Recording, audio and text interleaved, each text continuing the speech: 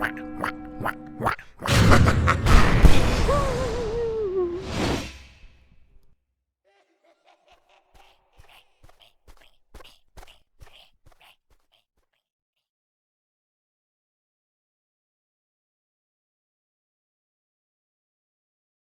chilling story of how Susan Edwards killed her parents in cold blood and buried them in their garden. For 15 years after the murders, Susan Edwards and her husband Christopher spun elaborate lies that her parents were still alive, all while draining their bank accounts. The modest semi-detached at 2 Blenheim Close in Mansfield, England, doesn't look like much, but until 2013, its back garden held a sinister secret. There, Susan Edwards had buried her parents after shooting them dead with her husband, Christopher. For 15 years, Susan and Christopher had kept their secret. Susan penned fake Christmas cards from her parents and told family members that the elderly couple had moved to Ireland. Meanwhile, she and her husband had pilfered a total of £285,286 from their savings and spent the money on celebrity memorabilia. And although the murderous couple might have gotten away with it had it not been for their devotion to their collectibles, in the end, Susan and Christopher got tangled in their own elaborate web of lies, and now their shocking story has been turned into a British miniseries called Landscapers: How Money Drove Susan Edwards to Murder. Not much is known about Susan Edwards' early life. She was born around 1958 to William Wycherley,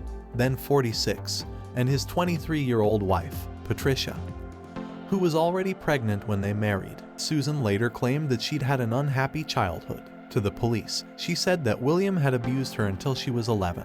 Patricia, Susan alleged, had stood silently by. As she got older, her grievances against her parents grew. In the 1970s, Susan's step-grandmother left her £10,000 that had once belonged to her maternal grandmother, and which Patricia claimed actually belonged to her. Although Susan tried to right the wrong her mother saw by using the money to take her on a trip to America and help with the down payment on a new house, she later began to feel that her mother's ingratitude was tantamount to cheating her of the inheritance. Meanwhile, Susan's life went on. After briefly working as a librarian, Susan met her husband, Christopher, through a dating agency. They bonded over their love of memorabilia. Christopher liked military history while Susan loved Hollywood's golden age celebrities, and they married in 1983. But as they shunned the outside world and spent Christopher's paycheck on collectible stamps and autographs, their financial difficulties mounted. They looked as though they needed money. One neighbor recalled, "They dressed old-fashioned, they didn't have a car, they didn't even have a bike." One local shop owner remembered that Christopher always seemed concerned about what he spent. "He was very careful with his money," she said. "When you gave him the change, he'd count it penny by penny. He'd stand by the door and look at the receipt and check." According to police, Susan and Christopher figured that there was an easy way to get lots of money fast. With murder in mind, they drove to Susan's parents' house in the East Midlands for the May Day bank holiday in 1998. There, Christopher and Susan shot Susan's parents twice in the chest each, wrapped their bodies in a duvet, and buried them 3 feet underground in the back garden. The following Tuesday, when the banks reopened, Susan Edwards withdrew £40,000 from their account. But it was just the beginning. The Edwards' 15-year deception. For 15 years, Susan and Christopher Edwards guarded their secret. As time passed, they made it seem like Patricia and William were still alive. I should explain that, with my father getting elderly and my mother not always in the best of health, they had been traveling around Ireland because of the good air on and off for some years, Susan wrote to a relative in 2007.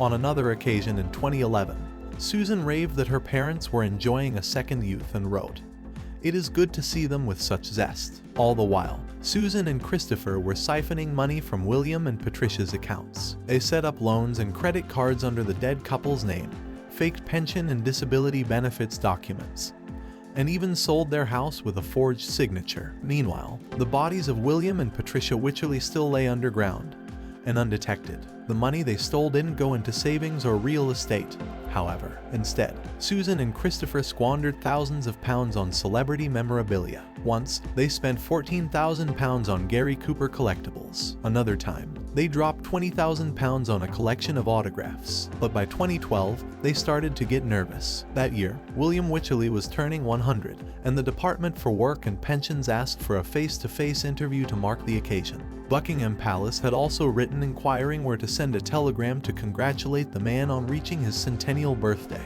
Susan and Christopher panicked and fled to Lille, France with their most valuable film memorabilia. However, they quickly discovered that they couldn't access the Wycherleys' bank accounts from abroad, but they refused to sell anything they'd brought with them. So, as money started running out, Christopher called his stepmother to get more. His elaborate lie would instead blow the case wide open. How Susan Edwards got caught. In 2013, Elizabeth Edwards received a strange call from her stepson, Christopher. He needed money, he said, and then he told her a shocking story. According to Christopher, his wife Susan had been sleeping at her parents' place in May 1998 when she heard a bang during the night. When Susan went to investigate, she found that her mother, Patricia, had shot and killed her father, William. From there, Christopher said, things had escalated. Patricia had mocked Susan and said that she'd slept with Christopher in 1992.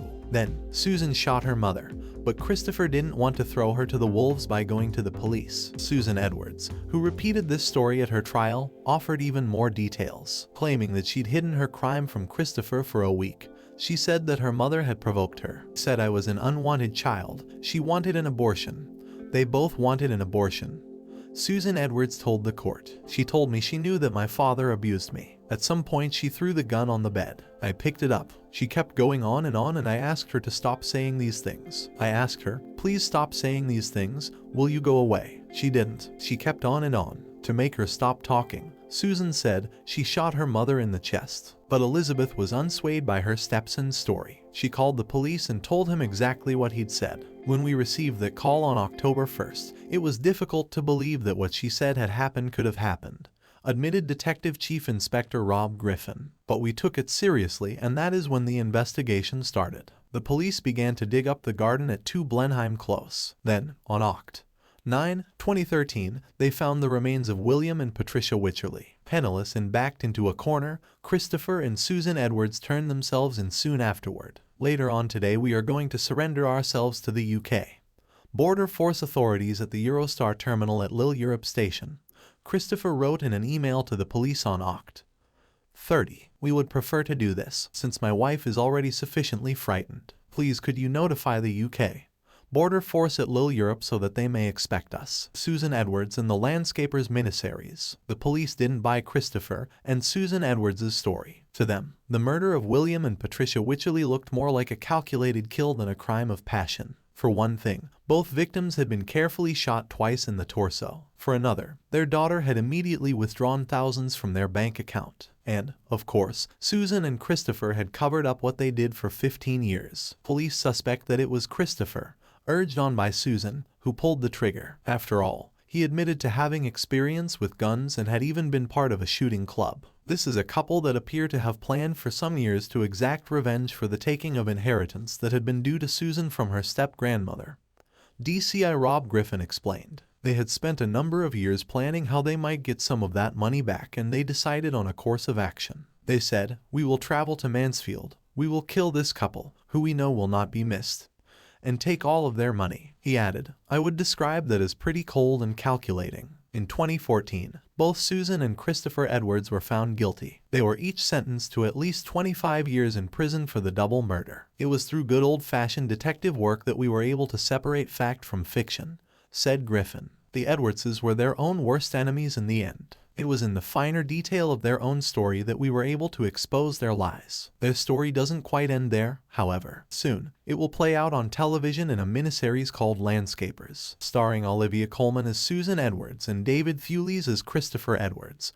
The show will go inside the couple's desperate attempt to avoid detection. Come on, Susan, says one of the detectives in the trailer. You do want us to know the truth, don't you? But for Susan Edwards, the truth was a slippery, difficult thing. She preferred to live in a world of her own making. There, she could surround herself with hand-selected moments of the past, and ignore the day in May when she'd killed both her parents.